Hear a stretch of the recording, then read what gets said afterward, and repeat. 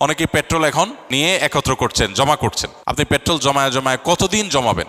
এরপর আর এই পেট্রোল যে আপনার নিজের বিপদের কারণ হবে না তার কোনো গ্যারান্টি আছে? আপনি একদিকে জমাচ্ছেন, অপরদিকে অনেকের অনেক আর্জেন্ট কাজ আছে, সেই পেট্রোল পাচ্ছে না। জীবনে যদি কোথাও পানি অপচয় করেন, যতটুকু অপচয় করেছেন জীবনে আপনার এমন সময় আসবে হয়তো যখন ওইটুকু পানির জন্য আপনি ক্রাইসিসে পড়বেন। এইটুকু পানি হলে আপনার কাজ হতো, কিন্তু নাই, কারণ এর আগে আপনি সেটা অপচয় করে নষ্ট করেছেন, আপনার বরাদ্দে ছিল, এটা নষ্ট করেছেন। এগুলো বর্তমান যুদ্ধ পরিস্থিতিতে আমাদের সংকটাপন্ন পরিস্থিতি থেকে উত্তরণের উপায় কি? গুরুত্বপূর্ণ প্রশ্ন। যে যুদ্ধ পরিস্থিতি চলছে এবং যে সংকট গোটা পৃথিবীতে দেখা দিয়েছে, আমরা কঠিন একটা বাস্তবতার মুখোমুখি। আল্লাহ না করুন যদি পরিস্থিতি আরও জটিল হয়, যুদ্ধ যদি আরও দীর্ঘায়িত হয়, পরিস্থিতি যদি আরও খারাপের দিকে যায়, তাহলে সেক্ষেত্রে বিশ্বের অন্যান্য দেশের মতো আমাদের উপরও কঠিন পরিস্থিতি আসাটা অস্বাভাবিক নয়। তো এরকম পরিস্থিতিতে আমাদের কয়েকটা করণীয় আছে। সবচেয়ে বড় করণীয় সেটি হলো আমাদেরকে সকল প্রকার অপচয় অপব্যয় বন্ধ করে আমাদেরকে মিত ব্যয়ী হতে হবে প্রত্যেকটা মানুষকে। এটা অবশ্য শুধু যুদ্ধ পরিস্থিতি বা সংকটাপন্ন পরিস্থিতিতেই না, বরং এটি সর্ব অবস্থায় এবং সারা বছর জুড়ে সারা জীবনভর পালনীয় বিষয়। আল্লাহ তাআলা কোরআনে কারীমে সূরা ফুরকানে আল্লাহর প্রিয় বান্দা, রহমানের বান্দা যারা, আল্লাহ যাদেরকে নিজের বান্দা হিসেবে পরিচয় দিয়েছেন, তাদের বৈশিষ্ট্য উল্লেখ করতে গিয়ে বলেছেন, ওয়াল্লাযীনা ইযা আনফাকু লাম ইউসরিফু ওয়া লাম ইয়াকতুরু ওয়া কানা বাইনা যালিকা কাওয়ামা। রহমানের প্রিয় বান্দা হলেন তারা যারা ব্যয় করার সময় অপচয় করে না, আবার কার্পণ্যও করে না, বরং মধ্যম পন্থা অবলম্বন করে। আল্লাহ বলেছেন, কুলু ওয়াশরাবু ওয়া লা তুসরিফু, খাও পান করো কিন্তু অপচয় করো না।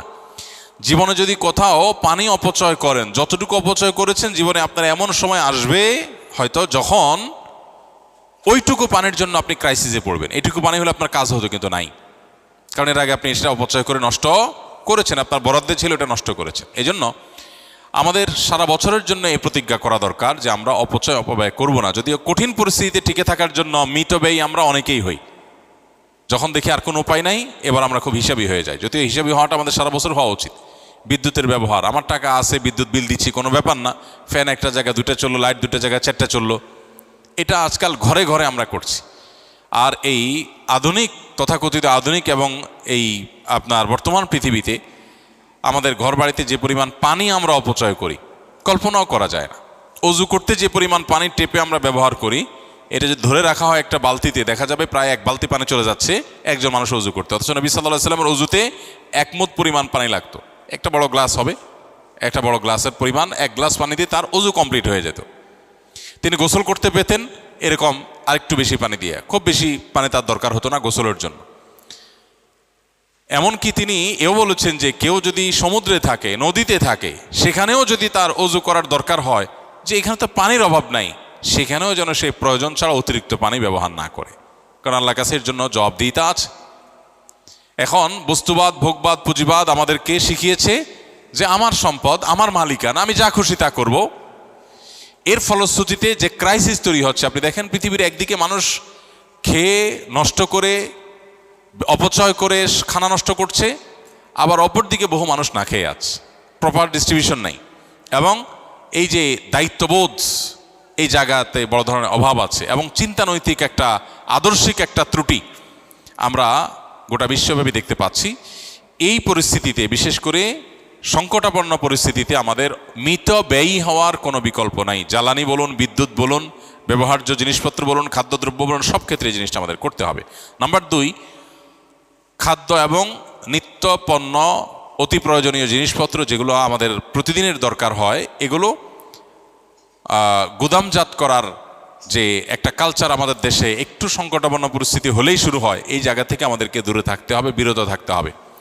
ব্যবসায়ীরা অধিক মুনাফার জন্য জিনিস সরায় রেখে ক্রাইসিস তৈরি করে এরপরে অনেক বেশি দামে, চড়া দামে তারা বিক্রি করার এই অভিপ্রায়ে তারা এই অপকর্ম করেন। আবার যারা আমরা ভোক্তা আছি, আমার প্রয়োজনের চাইতে অনেক বিপুল পরিমাণ টাকা আছে দেখে গোটা দোকান কিনে আমি বাসায় এনে রেখে ফেললাম, আমি আমার ফ্যামিলি বাঁচলে হলেও গোটা পৃথিবী ধ্বংস হয়ে যায়, যাক। এটা হলো স্পষ্টত ভুল এবং অন্যায়। নবী সাল্লাল্লাহু আলাইহি ওয়াসাল্লাম বলেছেন, লা ইয়াহতাকিরু ইল্লা খাতি, অর্থাৎ যে ব্যক্তি এরকম গুদামজাত করে, এরকম খাদ্যজাত মজুদদারি করে, এই মজুদদারি এটা অপরাধী ছাড়া কেউ করতে পারে না, যে করে সে গুনাহগার।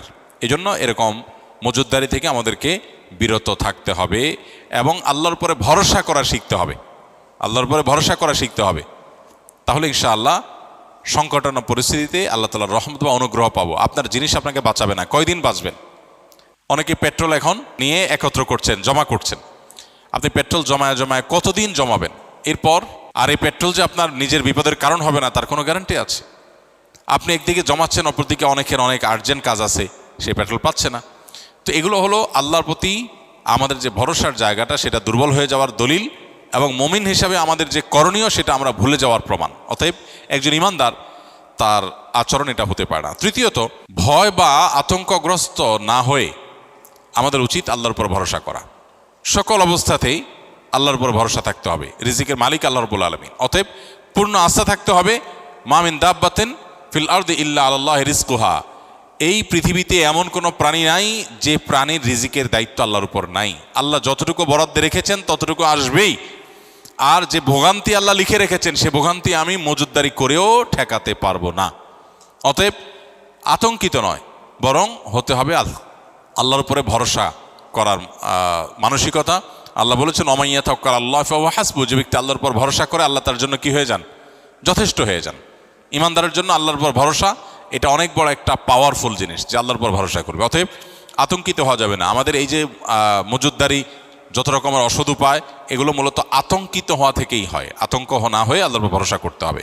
নাম্বার 4, দেশের প্রতিটা খালি জায়গা যেখানে চাষযোগ্য বা চাষ করা যায় সেখানে চাষাবাদ করা দরকার। আমরা আমাদের শৈশবে ছেলেবেলায় ছোট সময় দেখেছি আমাদের মা চাচিরা গ্রামের বাড়ির উঠোনে তারা লাল শাক বুনতেন, তারা লাউ লাগাতেন, গাছ লাগাতেন, শিম গাছ লাগাতেন, বিভিন্ন রকমের ফসল চাষ করতেন।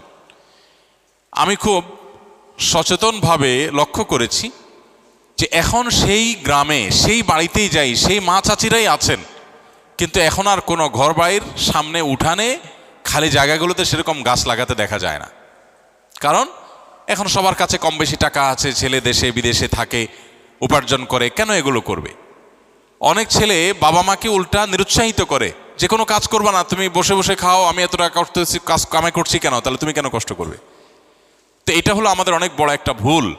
আল্লাহ না করুন যুদ্ধ পরিস্থিতিতে যদি সংকটাপন্ন পরিস্থিতি তৈরি হয়, দুর্ভিক্ষের মতো পরিস্থিতি তৈরি হয়, আল্লাহ না করে যদি আরও প্রলম্বিত হয়, এই যুদ্ধ না হোক পরবর্তীতে কখনো হয়, তাহলে আমাদের টিকে থাকার জন্য আর কিছু না থাকলে হোক খাদ্যটা দরকার। এই খাদ্যটার যোগান, আমরা এখন যে বিদেশি খাদ্যের উপর নির্ভরশীল, আমরা যে এখন বাহিরের যে ফুড এটার উপর নির্ভরশীল, এই নির্ভরশীলতা কমানোর জন্য আমাদের নিজেদের স্বয়ংসম্পূর্ণতা আনার জন্য প্রত্যেকটা মানুষকে তার আশপাশে চাষাবাদ করার অভ্যাস গড়ে তুলতে হবে। গ্রামে গঞ্জে এখন আর বাড়ির উঠোনে ঘরের আশেপাশে গাছ টাছ লাগাতে দেখা যায় না। আগে এমন চাল খুব কম পাওয়া যেত, এমন ঘর খুব কম পাওয়া যেত যে ঘরের চালে কোনো না কোনো গাছের লতা পাতা এটা নাই। আর এখন আপনি খুঁজে দেখেন 100-র ভিতরে 2-4টাও পাবেন না। এটা দুর্ভাগ্যজনক একটা পরিণতি আমাদের। আমরা পৃথিবীর এই ঝকঝকে আধুনিক বাস্তবতা এটা দেখে আমরা ভুলে গেছি যে আমাদের চাষাবাদ হলো আমাদের বেঁচে থাকার মূল মাধ্যম। আমরা অতিরিক্ত পশ্চিমাদের উপরে ডিপেন্ডেন্ট হয়ে গেছি। আমরা অনেকটাই আপনার আমদানি নির্ভর হয়ে গেছি।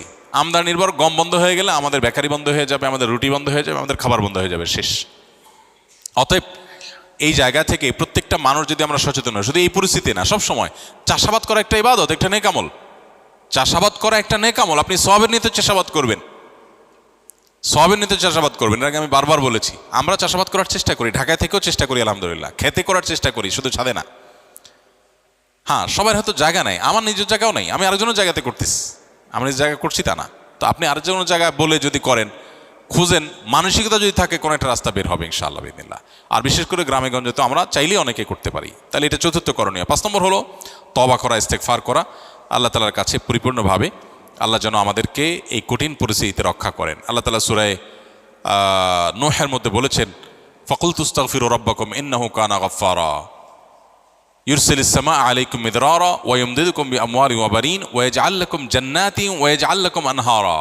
খুব বেশি ফসল যেন হয়, গাছ ফল ফলাদি যেন হয়, আমাদের রিজিকে বরকত যেন হয়, এটার জন্য ইস্তেগফার করার পরামর্শ দিয়েছেন নূহ আলাইহিস সালাম তার জাতিকে। আল্লাহ কোরআনে সেটা উল্লেখ করেছেন। এজন্য আল্লাহর কাছে ইস্তেগফার এর সুফল, এর অদৃশ্য সুফল আমরা ভোগ করবো ইনশাআল্লাহ আমাদের রিজিকে বরকতের মাধ্যমে। এই জন্য আল্লাহর কাছে ইস্তেগফার এবং দোয়া আমাদের করতে হবে। আল্লাহ তাআলা এই কঠিন পরিস্থিতিতে আমাদের সবাইকে উত্তরণের পথ দেখিয়ে দিন এবং এই কঠিন পরিস্থিতি থেকে বিশ্ববাসীকে আল্লাহ তাআলা মুক্তি দান করুন এবং জালেমদের জুলুম থেকে পরিত্রাণের পথ আল্লাহ তাআলা আমাদেরকে খুঁজে বের করার তৌফিক দান করুন।